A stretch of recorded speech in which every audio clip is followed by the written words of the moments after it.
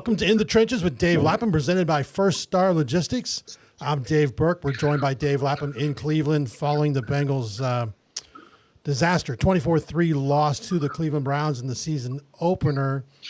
And as always, First Star Logistics does a great job. Reminder, take part in all the giveaways this season each week the Bengals play.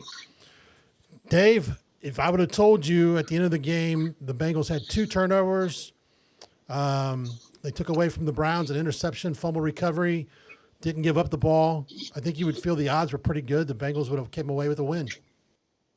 Yeah, I harped on that many times during the course of the broadcast, Dave. I agree. I mean, I think you win a high percentage of the time when that occurs. I think that's probably the biggest positive that came out of the game. The Bengals' ball security was good, obviously, and 2 takeaways. I thought the turning point was the interception by Dax Hill.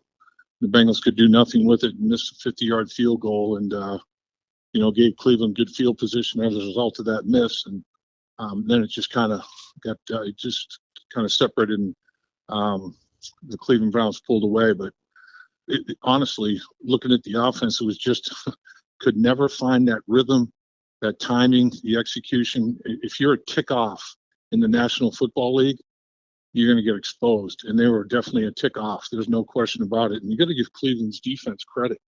I mean, their pass rush was significant. On the back end, they played really good coverage. The Bengals players in the locker room after the game here have been saying, that they knew exactly what Cleveland was going to do, yet still couldn't execute. So you got to give them credit where credit's due.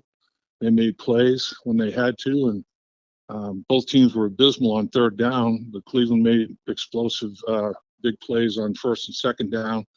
Weather was a big factor in the game. The light drizzle made it very, very slick. Joe Burrow had a glove on for a while. Ball fell out of his hand one time when he was trying to make a throw to the sideline, just took completely. And Deshaun Watson was putting the ball on the ground, just trying to hold on to the ball, and was holding on to it too long few times. So I mean that was a factor, but both teams had to deal with it, and the Cleveland Browns dealt with it much better than the Cincinnati Bengals did. They ran the ball, and that's what you have to do when the conditions are tough to throw like that.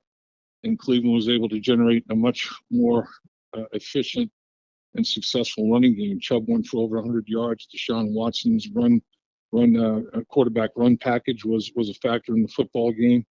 I mean, Cleveland earned it. They deserved it, and they got the win. Joe Burrow, 14 of 31, 82 yards.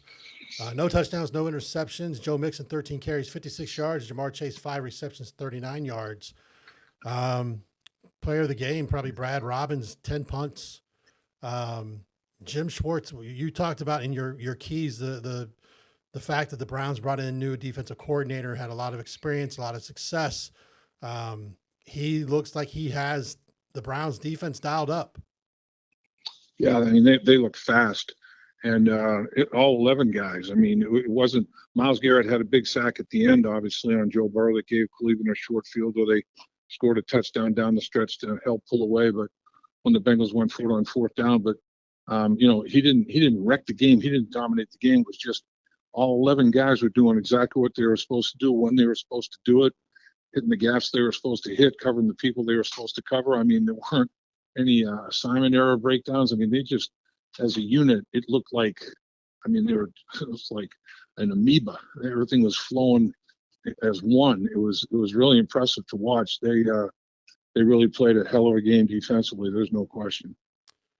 This is not uncharted territory for the Bengals having a slow start. We saw it last season. Joe Burrow missing all of training camp. Was it rust? Was it weather? Was it the Browns defense? Just a combination of everything. And as you've talked about, whatever it is, the Cleveland Browns have the Bengals number. Yeah, I mean, Bengals haven't won up here since 2017. They haven't won a road opener since 2019.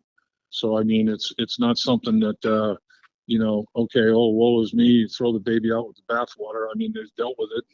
The last 2 years, the Bengals went to the Super Bowl. And last year they went to the AFC Championship game, and both years they lost up in Cleveland.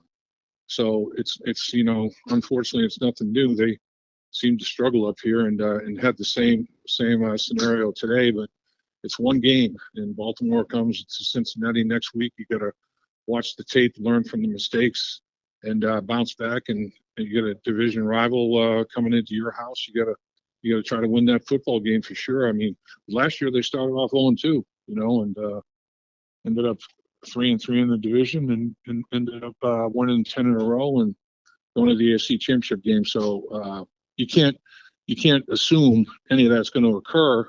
But the fact is, they did do it, and they've all experienced it. The guys that were on the team all experienced it. I mean, it just happened last year. So you certainly don't want to lose a football game the way they lost this football game. Don't get me wrong.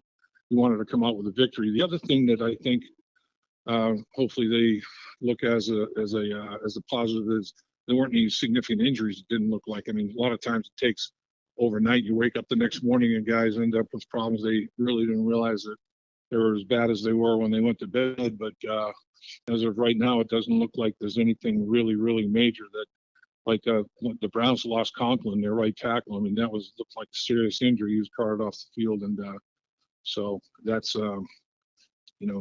that's the deal. You always have a chance to go into the locker room post game. What was that mood like when you went in there this time? Solemn, no doubt about it. But nobody making excuses. Just manned up and basically Jamar Chase was saying we played like crap, but he wasn't using the word crap. He was using the SH word. So I mean, there's obviously a frustration. Guys know they're better than that and didn't live up to expectations, and they're prideful of their performance, and they certainly weren't happy about it. That's for damn sure. A lot has been being made right now, and I look at the different boards out there and messages and so forth by people, fans of the Bengals. The fact that again, majority, almost every starter did not take reps on offense, especially with Joe Burrow being out with the calf injury. Is it a good practice, or do you feel at some point in time you got to say, hey, we got to get some reps and run the risk of losing someone from an injury? Yeah, well, I guess the answer to that is if you do give them reps, you run the risk of losing them to injury in the preseason. And that's the whole philosophy behind it is you get through the preseason and you go into the season healthy. And, it's a long season, 17-game season. And, you're certainly not a product of what you're going to be at the end of the season, at the beginning of the season. But it is tough to continually dig yourself out of a hole. And that's what they're in the process of again now, but they've done it before. So they know how to do it. It's just a matter of getting it done. You're listening to In the Trenches with Dave Lapham, presented by First Star Logistics. And Dave, we look at the defense. You had to be happy with some of the things you saw. Jermaine Pratt, big plays. Dax Hill, some big plays. Cam Taylor-Britt. Really, Lou Anarumo, he always dials it up, but they were just on the field too much. Yeah, absolutely. I mean, I think everybody in the locker room, particularly the offensive players, said the defense played winning football. They played well enough to win the football game, and the offense felt like they totally let the team down, and that's a definite. I mean, they offensively couldn't get any rhythm, any timing, any kind of tempo, anything at all going. There's no doubt. 142 yards total offense, 67 passing, 75 rushing, 2.6 yards per play. All right, Dave, we regroup and we get started again next week. It's the sun's going to come out tomorrow. Hopefully it is here in Southwest Ohio compared to Northeast Ohio. And this team, like we said, they've been here before. They've done this before. They've climbed out of an early hole. Is it harder? They did it last year. They lost to the Steelers in week 1, AFC North game. What do you think of the outlook this week, the steps that'll be taking going forward this week, getting ready for week 2? Well, you look at the tape. You certainly don't run away from it. You look at the tape, you learn, you move on, and you have the best week of practice you ever had, and you get ready to beat the Baltimore Ravens. And Dave, I got to go. I got to jump on the bus. All righty, Dave. As always, appreciate your time. You listen to Dave Lapham in the Trenches, presented by First Star Logistics. That was Dave Lapham coming from Cleveland. As you heard, he had to get on the bus, get back to Cincinnati as the team has to regroup after a tough 24-3 loss to the Cleveland Browns in the season opener. Again, this was In the Trenches with Dave Lapham. I'm Dave Berk. In the Trenches is presented by First Star Logistics. Also a reminder, each week the Bengals play this season, First Star Logistics will be having great, gigantic prizes giving away. A little bit of time when this is released, you still get in on the week one. 3 signed Jamar Chase helmets will be given away. And you want to make sure if you have an opportunity to get in there, but deadline will end 11:59 today, I believe, on Sunday, September 10th. But another game next week, another gigantic giveaway from First Star Logistics. Dave Lapham here, and every day I am grateful for my experience to have played professional football. As a player, I realize self-motivation, leadership, and appreciating your teammates are key. At First Star Logistics, you can use those same attributes to create the life you want for you and your family. Build your future by working hard like I did. You'll see results both on and off the field. Call First Star Logistics today and be part of our winning team. Opportunity knocking.